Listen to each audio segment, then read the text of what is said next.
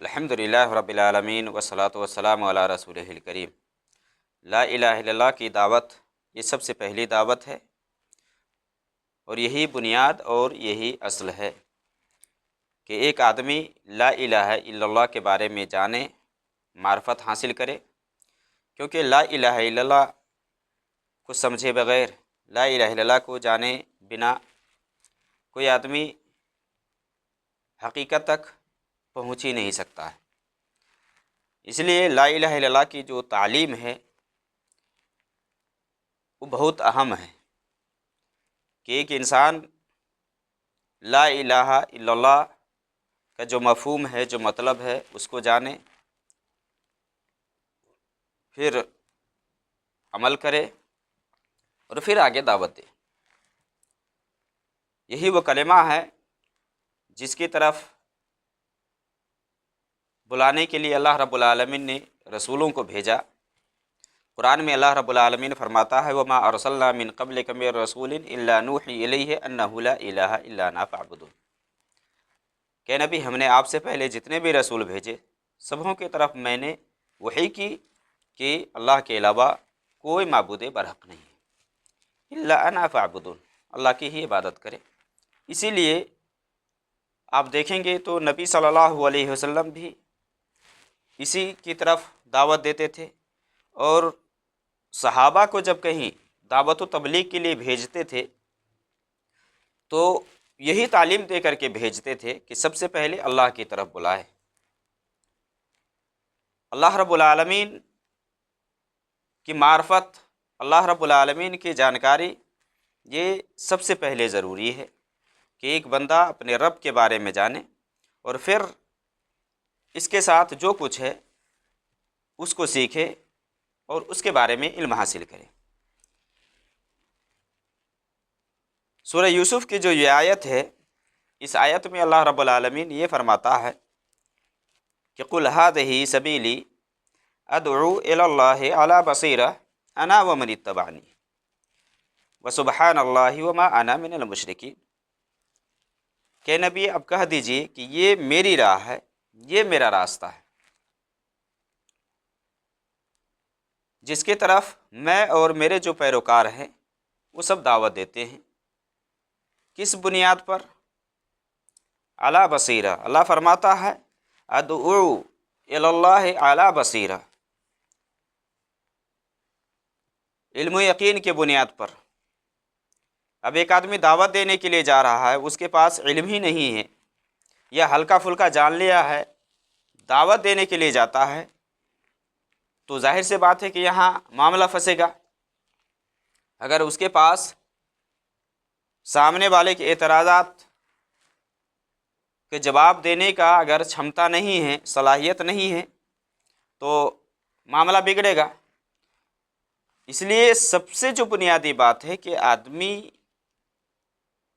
علم حاصل کرے، اور لا الہ الا اللہ کی تعلیم یہ سب سے بنیاد ہے کہ لا الہ الا اللہ میں کیا کچھ داخل ہے، اور کس طرح سے اس پر ایمان رکھا جائے، کس حساب سے اس کو مانا جائے۔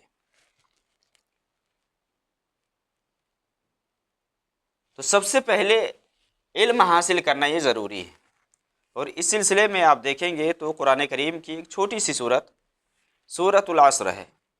اس میں اللہ رب العالمین نے ایک اصول، ایک ضابطہ بتلا دیا ہے کہ کس حساب سے کیا کچھ چاہیے، نہیں چاہیے۔ اللہ رب العالمین فرماتا ہے بسم اللہ الرحمن الرحیم والعصر، کہ قسم ہے زمانے کی، یعنی زمانے کی قسم۔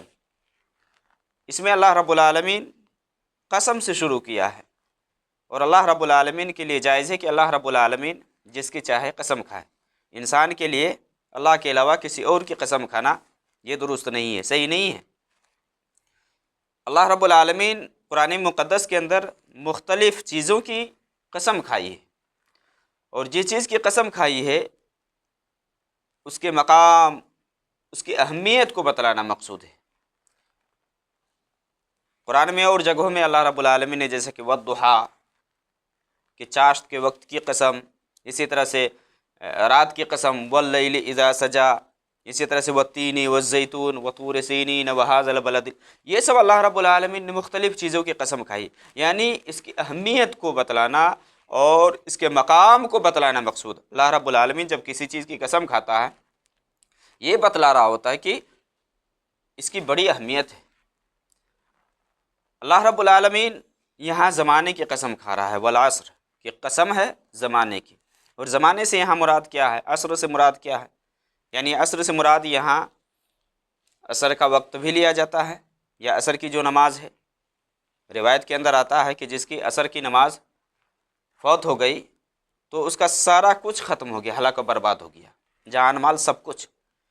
تو ایک مفہوم تو عصر سے مراد یہاں عصر کی نماز ہے، اور دوسرا اس کا مطلب یہ ہے کہ یہ زمانہ ہے جس میں ہم زندگی گزار رہے ہیں، یہ لیل و نہار، یہ جو گھنٹے یہ ساتھ، کیونکہ وقت یہ اللہ کی طرف سے بہت بڑی نعمت ہے۔ بہت سارے وہ لوگ اپنے وقت کو لیانی کاموں میں ضائع کرتے ہیں، حالانکہ وقت یہ بہت قیمتی ہے، اس کا مقابلہ روپیوں پیسوں سے نہیں کیا جا سکتا ہے، اس کا مقابلہ سونے اور چاندی سے نہیں کیا جا سکتا ہے، کیونکہ وقت ہی سے آدمی کچھ کرتا ہے۔ روپیہ پیسہ وقت ہونے کے ساتھ ہی کماتا، اگر وقت نہیں ہے تو نہیں کما پائے گا۔ یہاں اللہ رب العالمین فرما رہا ان الانسان لفی خسر، کہ یقیناً انسان گھاٹے میں ہے، نقصان میں ہے، خسارے میں۔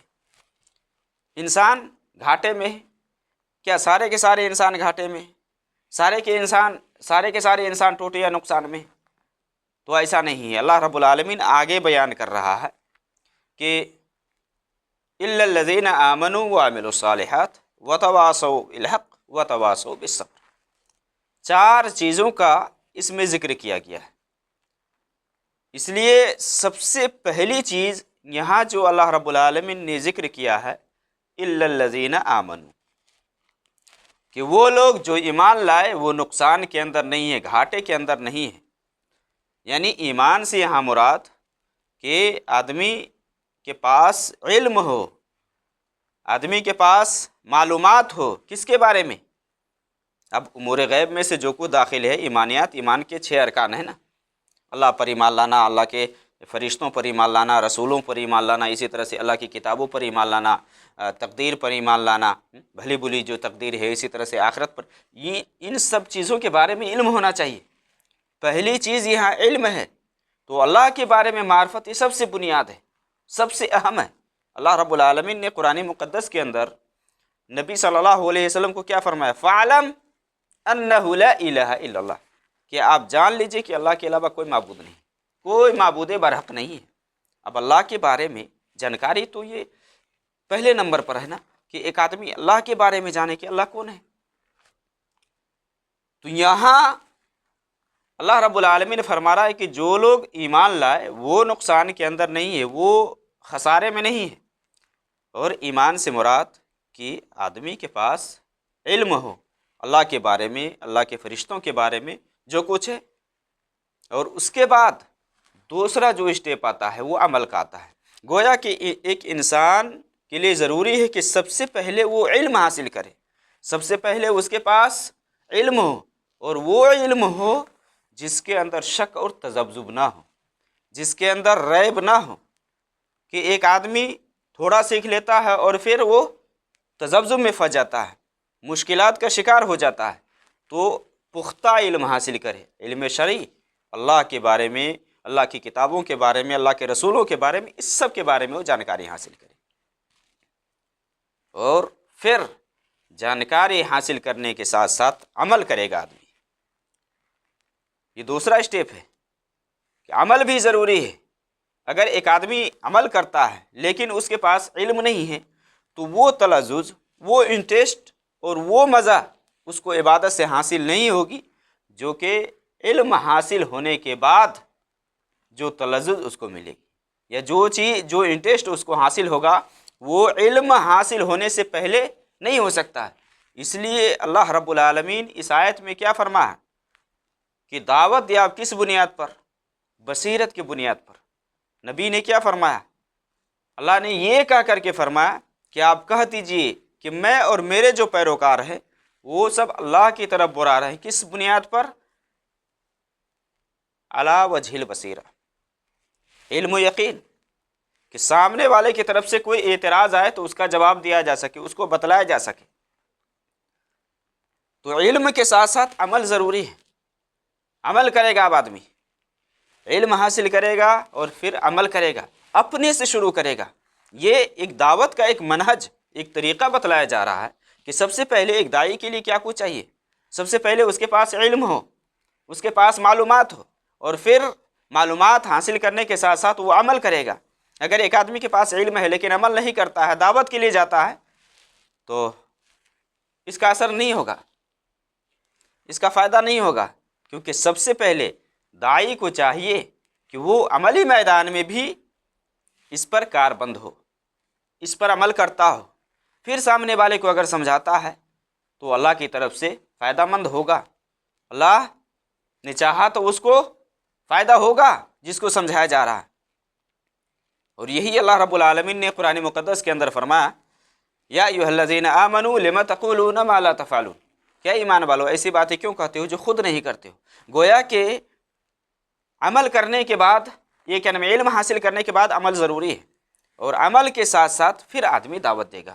اگلا اسٹیپ آ رہا ہے، یعنی ایک طریقہ، ایک اصول بتایا گیا ہے کہ سب سے پہلے آدمی علم حاصل کرے گا، اس کے بعد خود عمل کرے گا، اپنے سے شروع کرے گا، اور پھر دعوت دے گا۔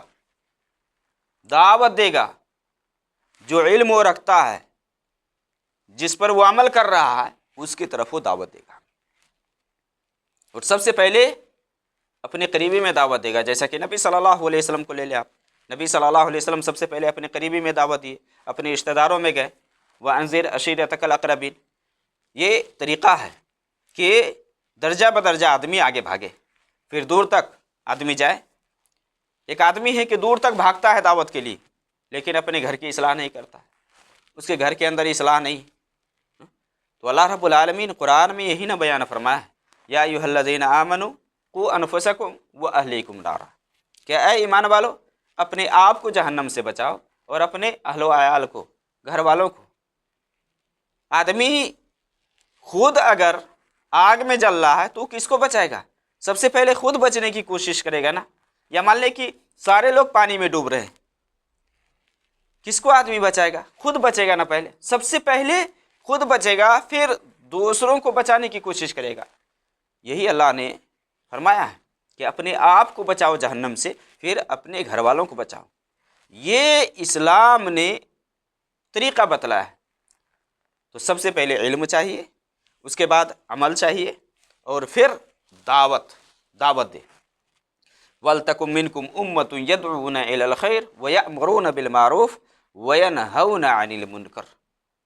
اللہ نے فرمایا کہ تم میں ایک ایسی جماعت ہونی چاہیے جو لوگوں کو بھلائی کی طرف بلائے، برائی سے روکے۔ وَلْتَكُن مِّنكُمْ أُمَّةٌ يَدْعُونَ إِلَى الْخَيْرِ، بھلائی کی طرف، يَأْمُرُونَ بِالْمَعْرُوفِ، یعنی معروف کا حکم کرے، وَيَنْهَوْنَ عَنِ الْمُنكَرِ، اور منکر سے روکے۔ یہ تیسرا اسٹیپ ہے۔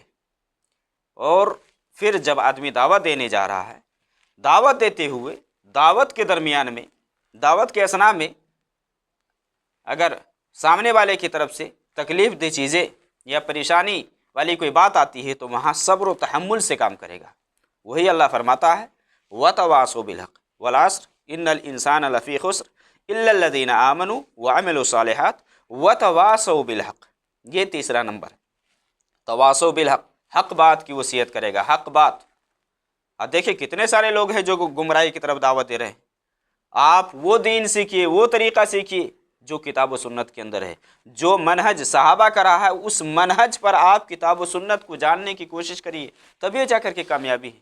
یہ ضلالت و گمراہی، لوگ کہتے ہیں کہ لوگوں کی اکثریت زیادہ ہے، اس جماعت کے ماننے والے زیادہ ہیں۔ اللہ تعالیٰ قرآن میں وہی نہ فرمایا ہے وَإِن تُطِعْ أَكْثَرَ مَنْ فِي الْأَرْضِ يُضِلُّوكَ عَنْ سَبِيلِ اللَّهِ، کہ اگر اکثریت کو آپ دیکھ کر کے اس کی پیروی کریں گے تو یہ سب آپ کو گمراہ کر دیں گے۔ حق کو دیکھیے، حق کے پیروکار چاہے چند ہی کیوں نہ ہو، کم ہی کیوں نہ ہو، وہی حق ہے۔ اکثریت کو نہیں دیکھنا ہے، حق کو دیکھنا ہے کہ حق کس کے ساتھ ہے۔ اور وہی نا نبی صلی اللہ علیہ وسلم نے فرمایا نا کہ جنتی وہ ہے جس پر میں ہوں اور میرے صحابہ ہیں۔ ما انا علیہ و اصحابی، جس پر میں ہوں اور میرے صحابہ۔ تو سب سے پہلے آدمی کے پاس علم ہو اور اس کے بعد عمل کرے اور پھر اپنے گھر والوں کو بچائے۔ آپ دیکھیں بہت سارے لوگ آپ لوگوں میں سے جو پڑھنے والے ہیں، علم ہے، گھر والوں کو خرافات سے نہیں روکتے ہیں، شرکیات سے نہیں روکتے ہیں۔ آپ پوچھے جائیں گے، اللہ کے یہاں آپ سے سوال ہوگا، آپ ذمہ دار ہیں۔ اللہ تعالیٰ نے قرآن میں فرمایا، نبی صلی اللہ علیہ وسلم نے حدیث میں فرمایا ہے، کلکم راعٍ وکلکم مسئول عن رعیتہ، کہ تم میں سے ہر آدمی ایک ذمہ دار ہے اور اپنی ذمہ داری کے بارے میں پوچھا جائے گا۔ آپ کے ماتحت جو لوگ ہیں، آپ کے جو بیوی بچے ہیں، اسے تو آپ کنٹرول کر سکتے ہیں نا، اس کو آپ بچا سکتے ہیں نا۔ ایسا نہیں نہ ہے کہ آپ جان لے اور اپنے تک یہ بات رکھے، تو نہیں۔ یہی تو اللہ تعالیٰ نے قرآن میں فرمایا کہ اپنے آپ کو جہنم سے بچاؤ اور پھر اپنے گھر والوں کو بچاؤ، بیوی بچوں کو بچاؤ۔ تو آپ اگر بیوی بچوں کو جہنم کے راستے سے نہیں ہٹاتے ہیں تو کون ذمہ دار ہے؟ آپ ذمہ دار ہیں اگر آپ رہنمائی نہیں کرتے۔ ہاں، یہ بھی ایک منہج اور دعوت کا ایک طریقہ اسلام نے بتلایا ہے، جیسا کہ صحیح مسلم میں نبی صلی اللہ علیہ وسلم کی حدیث ہے، من رأى منکم منکرا فلیغیرہ بیدہ فإن لم یستطع فبلسانہ فإن لم یستطع فبقلبہ وذلک اضعف الایمان۔ آپ نے کیا فرمایا؟ وذلک اضعف الایمان، کہ اگر کوئی کسی کو منکر کرتے ہوئے دیکھتا ہے تو ہاتھ سے روکنے کی طاقت ہے تو ہاتھ سے روکے گا وہ۔ اب ہر آدمی ہر کسی کو ہاتھ سے نہیں نہ روک سکتا ہے، لیکن اپنے ماتحتوں کو تو روک سکتا ہے نا۔ مان لے آپ کے جو بچے ہیں، بچے اگر منکر کرتے ہیں، آپ تو ان کو روک سکتے ہیں نا ہاتھ سے، جیسا کہ حدیث کے اندر ہے، نبی صلی اللہ علیہ وسلم نے فرمایا کہ جب بچہ 7 سال کا ہو جائے تو نماز کا حکم کرو، اور 10 سال کا ہو جائے نماز نہ پڑھے تو اسے مارو۔ اب تنبیہ کے طور پر، ادب سکھانے کے طور پر اسلام نے مارنے کو کہا، تو جو بچے یا آپ کے ماتحت میں جو لوگ ہیں انہیں تو آپ ہاتھ سے روک سکتے ہیں نا، یا غلط کرتا ہے تو انہیں آپ ہاتھ سے روک سکتے ہیں نا۔ تو جہاں آپ ہاتھ سے روک سکتے ہیں وہاں آپ ہاتھ سے روکیں گے۔ من رأى منکم منکرا فلیغیرہ بیدہ، ہاتھ سے روکیں، فإن لم یستطع فبلسانہ، ہاتھ سے روکنے کی طاقت نہ ہو، زبان سے وہاں سمجھائے گا آدمی، زبان سے منع کرے گا۔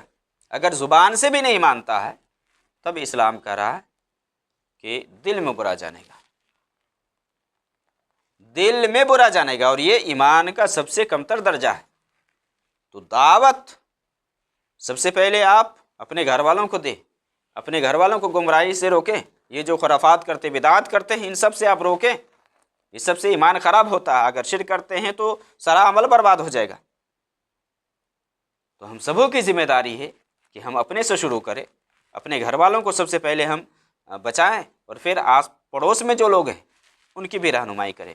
تو اللہ تعالیٰ اس سورۃ العصر میں یہ بیان فرماتا ہے، وتواصوا بالحق، کہ حق کی وصیت کریں اور پھر دعوت دیتے ہوئے سامنے والے کی طرف سے مشکلات اور اس طرح کی چیزیں آئے تو وہاں صبر کریں۔ وتواصوا بالحق وتواصوا بالصبر، یہ تواصوا بالصبر یہ بہت ضروری ہے۔ بہت سارے لوگ ہیں جو دعوت دینا شروع کرتے ہیں، لیکن جب سامنے والے کی طرف سے اعتراضات اور اس طرح کی باتیں آتی ہیں تو وہ گھبرا اٹھتے ہیں۔ تو نہیں، آپ کے اندر وہ صبر کا مادہ ہو، وہ صفت ہو کہ آپ سامنے والے سے بالکل حکمت سے، دانائی سے آپ مجادلہ کر سکے۔ وجادلہم باللتی ہی احسن، یہ دعوت کا ایک منہج، ایک طریقہ اللہ تعالیٰ نے قرآن کریم کے اندر بیان فرما دیا ہے۔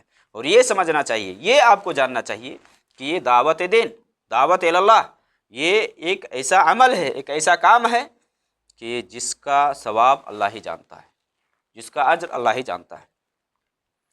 اس لیے اللہ رب العالمین نے قرآن میں فرمایا، وَمَنْ أَحْسَنُ قَوْلًا مِّمَّنْ دَعَا إِلَى اللَّهِ وَعَمِلَ صَالِحًا وَقَالَ إِنَّنِي مِنَ الْمُسْلِمِينَ، یعنی اس سے بہتر کلام کس کا ہو سکتا ہے؟ وَمَنْ أَحْسَنُ قَوْلًا مِّمَّنْ دَعَا إِلَى اللَّهِ، کہ اس سے بہتر کلام کس کا ہو سکتا ہے جو اللہ رب العالمین کی طرف بلائے۔ کوئی نہیں، اللہ کے علاوہ کوئی نہیں جانتا ہے اس کا جواب، اللہ ہی جانتا ہے۔ اسی لیے نبی صلی اللہ علیہ وسلم کی حدیث ہے کہ اس پر اجر بھی بہت زیادہ ہے، بہت زیادہ اجر ہے، بہت زیادہ ثواب ہے۔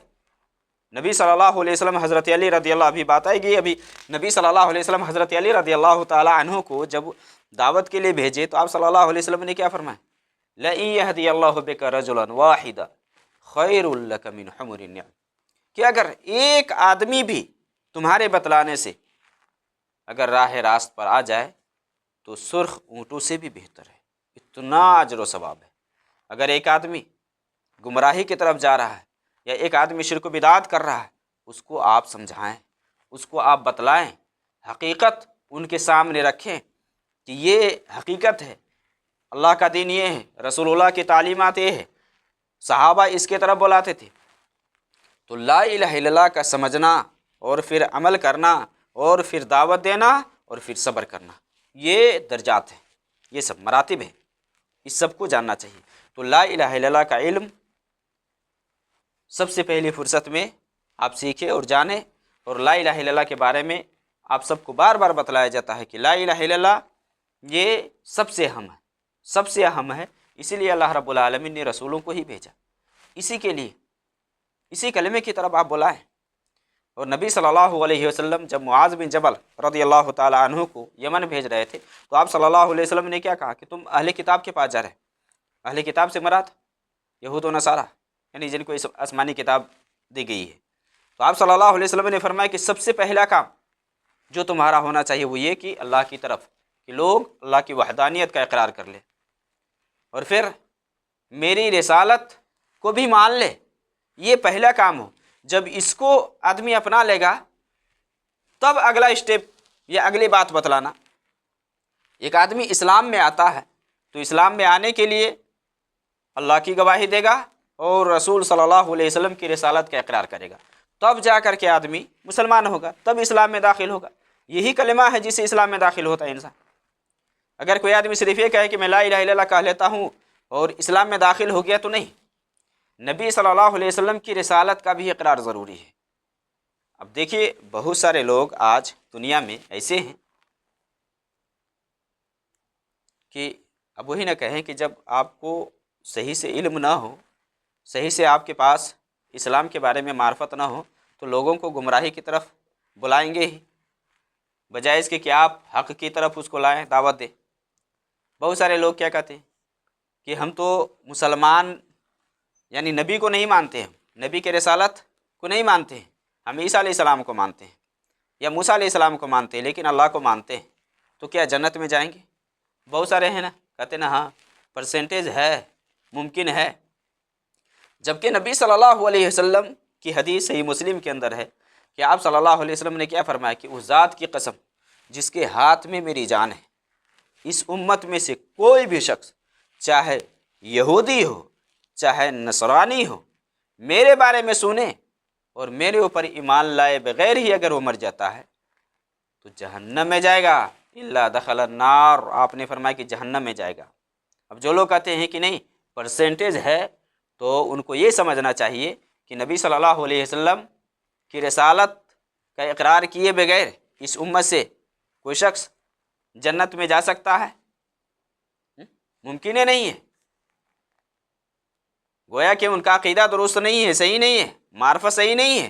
جو لوگ یہ کہتے ہیں کہ نبی صلی اللہ علیہ وسلم پر ایمان نہ بھی لائے، اللہ کو صرف مان لے اور عیسیٰ کو یا موسیٰ کو مان لے تو جانے کا پرسنٹیج ہے، تو یہ ان کا عقیدہ یہ غلط ہے، یہ منہج ان کا غلط ہے، کیونکہ نبی صلی اللہ علیہ وسلم کی حدیث یہ بتلا رہی ہے کہ اس امت میں سے یعنی نبی صلی اللہ علیہ وسلم کے آنے کے بعد کوئی بھی آ جائے، یہاں تک عیسیٰ علیہ السلام جب آخری زمانے میں آئیں گے نبی صلی اللہ علیہ وسلم کی پیروی کریں گے، یعنی متبعین میں سے ہوں گے، ان کی رسالت ختم ہے، لیکن اس دنیا میں جب آئیں گے تو نبی صلی اللہ علیہ وسلم کی شریعت کے حساب سے چلیں گے، وہ اپنی شریعت قائم نہیں کریں گے۔ عمر رضی اللہ تعالیٰ عنہ تورات کا ایک ٹکڑا پڑھ رہے تھے نا، نبی صلی اللہ علیہ وسلم غصہ میں آ گئے، حضرت ابو بکر نے کہا کہ عمر دیکھتے نہیں ہو نبی صلی اللہ علیہ وسلم کا چہرہ بدل رہا ہے؟ پھر نبی صلی اللہ علیہ وسلم نے کیا فرمایا کہ عمر موسیٰ بھی اگر زندہ ہو تو میری پیروی کیے بغیر چارہ نہیں ہے، لو کان موسیٰ حیا لما وسعہ الا اتباعی، موسیٰ بھی اگر زندہ ہو جائے یا جس کے اوپر یہ تورات نازل ہوئی ہے وہ بھی اگر آ جائے تو میری پیروی میری پیروی کیے بغیر کوئی چارہ نہیں ہے۔ تو اب جو لوگ کہتے ہیں کہ عیسیٰ کو نبی مانتے ہیں یا رسول مانتے ہیں اور اللہ کو اپنا رب مانتے ہیں، اللہ کے بارے میں وہ نبی پر ایمان نہ لائے تو جنت میں جانے کا امکان ہے، تو یہ غلط ہے، غلط ہے۔ کیونکہ جو بھی نبی صلی اللہ علیہ وسلم کے آنے کے بعد اس امت میں آئے، چاہے، اور اس حدیث کے اندر آپ نے کیا فرمایا، چاہے یہودی ہو چاہے نصرانی، خاص کر کے یعنی اہل کتاب جن کو کتاب دی گئی ہے، وہ بھی اگر نبی کے بارے میں سنے اور نبی پر ایمان نہ لائے اور ایمان لائے بغیر ہی اگر مر جائے تو وہ جنت میں نہیں جائے گا۔ آپ نے فرمایا کہ وہ جہنم میں جائے گا۔ گویا کہ جنت میں جانے کے لیے اللہ کی وحدانیت کا اقرار کرنے کے ساتھ ساتھ نبی صلی اللہ علیہ وسلم کی رسالت کا اقرار یہ ضروری ہے۔ نبی صلی اللہ علیہ وسلم پر ایمان لائے بغیر اس امت میں سے کوئی شخص جنت میں نہیں جائے گا۔ اگر نبی کے بارے میں سنتا ہے، سننے کے باوجود بھی ایمان نہیں لاتا ہے تو وہ جنت میں نہیں جا سکتا ہے۔ تو سب سے پہلے اللہ کی طرف بلانا ہے، اور اللہ کے بارے میں آپ کے پاس علم ہو۔ سامنے والے اگر کوئی اعتراض کرے، اس کے اعتراض کا جواب دینے کی آپ صلاحیت رکھتے ہو، آپ کے پاس چھمتا ہو۔ دیکھیے نبی صلی اللہ علیہ وسلم کس طرح سے لوگوں کو سمجھاتے تھے، کس طرف سمجھاتے تھے نبی صلی اللہ علیہ وسلم۔ بسا اوقات ویسے آدمی کو بات سمجھ میں نہیں آتی تو آپ مثال دے کر کے سمجھاتے تھے۔ ایک عورت آئی نا نبی صلی اللہ علیہ وسلم کے پاس اور بول رہی کہ نبی صلی اللہ علیہ وسلم، میری ماں نظر مانی تھی حج کرنے کی، لیکن حج کرنے سے پہلے ہی وہ مر گئی، تو کیا میں ان کی طرف سے حج کروں؟ تو آپ صلی اللہ علیہ وسلم نے فرمایا کہ ہاں حج کرو۔ پھر آپ نے کیا فرمایا کہ اچھا بتاؤ، تمہاری ماں پر اگر کسی کا قرض ہوتا تو قرض ادا کرتی؟ تو اللہ کا جو قرض ہے وہ زیادہ حق رکھتا ہے کہ اس کو پورا کیا جائے۔ اس طرح کے اور بھی دلیل ہے۔ تو نبی صلی اللہ علیہ وسلم دماغ میں بات اتارتے تھے، ڈائریکٹ اگر نہیں سمجھ پاتے تو مثال دے کر کے سمجھاتے تھے نبی صلی اللہ علیہ وسلم۔ بہت سارے لوگ ہیں جو اسلام کی بات ویسے نہیں سمجھتے ہیں، لیکن ایسا ہوتا ہے کہ کوئی بات اس کے ذہن میں بیٹھ جاتی ہے یا کوئی بات اس کے دماغ میں آ جاتی ہے جس کی وجہ سے وہ اسلام میں آ جاتا ہے۔ بہت سارے لوگ ایسے ہیں کہ معمولی سی بات کی وجہ سے وہ اسلام میں آ جاتا ہے۔ یعنی دیکھیے ہدایت دینا یہ اللہ کا کام ہے، اللہ کا کام ہدایت دینا ہے، انسان کا کام رہنمائی کرنا ہے۔ اور ہدایت دو طرح سے ہے، ایک ہدایت تو وہ ہے کہ جس کو الہام، توفیق کہا جاتا ہے، یہ اللہ کی طرف سے۔ اگر اللہ رب العالمین کی طرف سے توفیق نہ آئے یا کسی کو توفیق نہ ملے تو وہ اسلام میں آ ہی نہیں سکتا ہے۔ وہی نا اللہ تعالیٰ قرآن کریم کے اندر بیان فرمایا ہے کہ اللہ رب العالمین جس کے ساتھ بھلائی چاہتا ہے، جس سے خیر چاہتا ہے، اسلام کی طرف اس کا دل مائل کر دیتا ہے یا اسلام کے لیے اس کا سینہ کھول دیتا ہے۔ یشرح صدرہ للاسلام، اسلام کے لیے اس کا سینہ کھول دیتا ہے۔ معمولی بات سنتا ہے، دماغ میں بیٹھ جاتی ہے، اسلام میں آ جاتا ہے۔ اور جس کو اللہ رب العالمین گمراہ کرنا چاہتا ہے نا، اس کے سینہ کو تنگ کر دیتا ہے، تنگ کر دیتا ہے، یہاں تک کہ سنتا بھی ہے تو اثر نہیں ہوتا۔ میں ایک واقعہ بتاتا ہوں۔ ایک آدمی تھا، یہ 1999 کی بات ہے، بنارس میں۔ اس کے شرمگاہ میں بیماری لگ گئی۔ آگے جو چمڑا ہے نا، مسلمانوں میں تو بچپن میں ہی وہ چمڑا ہٹا دیتے ہیں، مسلمانی کرواتے ہیں، تو اس کو بیماری لگ گئی۔ وہ ڈاکٹر کے پاس گیا۔ ڈاکٹر کے پاس جب گیا تو ڈاکٹر نے کہا کہ یہ اگلا جو چمڑا ہے نا، پیشاب کے قطرات رکنے کی وجہ سے بیماری ہو گئی ہے، آپ کو اس کو کٹانا پڑے گا، ورنہ یہ بیماری پورے جسم میں پھیل جائے گی۔ وہاں اس کے دماغ میں یہ بات آئی کہ یہ چمڑا کٹوانے سے ہلکا سا پورے جسم کی حفاظت ہے اس میں، تو یہ کام تو اسلام میں بچپن میں ہی کروایا جاتا ہے، تو ایک کام میں اتنا فائدہ ہے تو اسلام کی اور باتوں میں کتنا فائدہ ہوگا۔ اس وقت چونکہ اب ڈاکٹر مشورہ دے کہ ہاتھ کٹوانا پڑے گا، فلاں کٹوانا پڑے گا، آدمی کٹوا لیتا ہے جان کی حفاظت کے لیے۔ وہ کٹوایا، کٹوانے کے بعد جب وہ صحیح ہو گیا تو اسلام کے بارے میں کتابیں حاصل کی۔ اس کو بہت اچھا لگا اسلام، بہت اچھا لگا۔ پنڈت تھا، پنڈتائی کرتا تھا، برہمن، جو شادی بیاہ کرواتے نہیں ہیں، وہ پڑھا لکھا آدمی تھا۔ پھر اس نے کتابیں اپنی بیوی کو دی کہ لو تم بھی پڑھو. ہفتہ 2 ہفتہ اس کی بیوی پڑھی تو اس نے اپنی بیوی سے پوچھا کہ کیسا لگ رہا ہے اسلام؟ تو وہ بولی کہ اسلام تو بہت اچھا ہے، ہم لوگ کیوں اللہ کو چھوڑ کر کے دوسروں کو پوجتے ہیں، یہ خود ساختہ دیوی دیوتاؤں کو پوجتے ہیں. معلوم ہے دونوں میاں بیوی بنارس میں آ کر کے 1999 میں اسلام لائے. معمولی بات اس کے ذہن میں بیٹھ گئی کہ دیکھیے اسلام کو اس نے پڑھا اور پھر اسلام کو اپنایا. تو ہدایت دینا آپ کا کام نہیں ہے، آپ کا کام رہنمائی کرنا ہے. ہدایت یہ اللہ کی طرف سے ہے. اللہ رب العالمین جس کو ہدایت دینا چاہتا ہے اس کو سمجھداری عطا فرماتا ہے، دانائی عطا فرماتا ہے، جس کی وجہ سے وہ اسلام کی بات کو سمجھنے لگتا ہے اور پھر اسلام سے دلچسپی لینے لگتا ہے اور اسلام میں آ جاتا ہے. نبی صلی اللہ علیہ وسلم اپنے چچا کے لیے کتنی کوشش کی. بہت سارے لوگ کہتے ہیں کہ نبی کے چاہنے سے بھی ہوتا ہے. نبی کے چاہنے سے کچھ نہیں ہوتا ہے میرے بھائی. نبی کے چاہنے سے ہوتا تو نبی صلی اللہ علیہ وسلم اپنے چچا کے لیے اتنی کوشش کی ہے کہ آپ لا الہ الا اللہ کہہ لیں، آخرت میں کچھ کریں گے آپ کے لیے. لیکن اللہ کی طرف سے اس کو ہدایت نہیں لکھی تھی، وہ نہیں لیا. اللہ تعالیٰ نے قرآن اتارا اور یہ فرمایا کہ انک لا تہدی من احببت ولکن اللہ یہدی من یشاء، کہ نبی آپ جس کو چاہیں ہدایت دے، آپ نہیں دے سکتے ہیں. اللہ جس کو چاہے ہدایت دینا وہی ہدایت پہ آ سکتا ہے. آپ کا کام تو رہنمائی کرنا ہے، بتانا ہے. قرآن میں اللہ تعالیٰ نے فرمایا تو ہدایت ایک تو ہے کہ توفیق یہ اللہ کی طرف سے ہے، اور ایک ہدایت ہے جس کو رہنمائی کہتے ہیں، گائیڈ کہتے ہیں یا ارشاد کہتے ہیں. دوسروں کی ہم رہنمائی کرتے، دوسروں کو بتاتے کہ یہ حق ہے، اس راستے کو آپ اپنائیں. تو یہ کام نبی کی ہے، اور یہی کام جو علماء ہیں، العلماء ورثۃ الانبیاء، علماء کرتے ہیں جو نبیوں کے وارث ہیں یا جن کے پاس صحیح علم ہے، وہ دعوت دیتے ہیں. تو یہی گائیڈ کرتے ہیں. ہمارا کام کیا ہے؟ رہنمائی کرنا. اور وہی نبی صلی اللہ علیہ وسلم کو کیا فرمایا کہ آپ کے اوپر پہنچانا ہے. وما علیک الا البلاغ لعلک باخع نفسک علی آثارہم ان لم یؤمنوا بہذا الحدیث اسفا. کیا ایسا لگتا ہے کہ آپ ان کے اسلام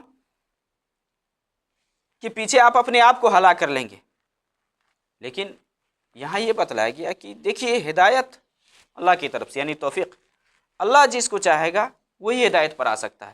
لیکن ہماری جو ذمہ داری ہے، ہمارا جو کام ہے وہ سمجھانا ہے، رہنمائی کرنا ہے، اور پھر دعا بھی کریں آپ ہدایت کے لیے. تو لا الہ الا اللہ کی دعوت یہ سب سے پہلی دعوت ہونی چاہیے، اور لا الہ الا اللہ کی طرف بلانے والوں کے لیے ضروری ہے کہ آدمی اس کے بارے میں معرفت رکھے، اس کے بارے میں جانکاری رکھے، عمل بھی کرے اور پھر دعوت دے.